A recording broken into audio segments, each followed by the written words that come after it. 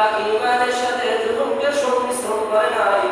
সাহাবাদের ভিতর যখন এই দুর্যোগ শুরু হয়ে যায়, হযরত ওমর রাদিয়াল্লাহু তাআলা আনহু, যিনি দুনিয়ার জমিন থেকে জান্নাতের সুসংবাদ পেয়ে গেছেন, কথা বলেন কিনা? অথচ এই ওমর রাদিয়াল্লাহু তাআলা আনহু এক সময় আল্লাহ নবীর মাথা কাটার জন্য এসেছিলেন, আসছিলেন কিনা? আল্লাহ নবীর মাথা কাটার জন্য এসেছিলেন। এজন্য যখন এই আয়াতটা নাযিল হয়ে যায়, সাহাবাদের ভিতরে দুর্যোগ শুরু হয়ে যায়।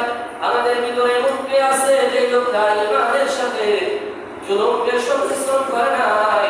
নবীজি আবার ডাকতে বলেন, হে আমার সাহাবারা, তোমরা কি লোকমান হাকিমের উপদেশ শোনো নাই? ইন্নাশ শিরকা লাযুলমুন আযীম।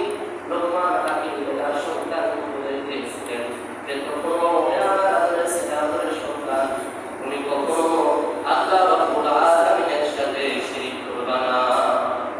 লোকমান হাকিম যে উপদেশ দান করেন তাফসীরে মুফাসসিরের ভিতরে 9টা উপদেশ তুলে ধরেন। এর ভিতরে প্রথম নাম্বার উপদেশ, আল্লাহ তাআলার সাথে শিরক করবে না। প্রথম নাম্বার কি বলেন? আল্লাহ তাআলার সাথে শিরক করবে না। সন্তানকে প্রথম নাম্বার উপদেশ দিয়েছেন যে তুমি কখনো আল্লাহ তাআলার সাথে কি করবে না?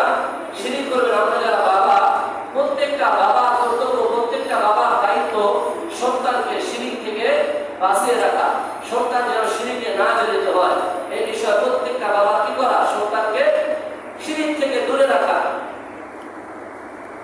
দ্বিতীয় নাম্বার উপদেশ দান করেন, হে আমাদের সন্তান, আল্লাহ তাআলার হকের পর বান্দাদের মাঝে যারা বেশি তোমার কাছে হক পাওনাদার, বান্দার মধ্যে যারা তোমার কাছে বেশি হকের দাবিদার, তারা হইতেছে তোমার পিতামাতা।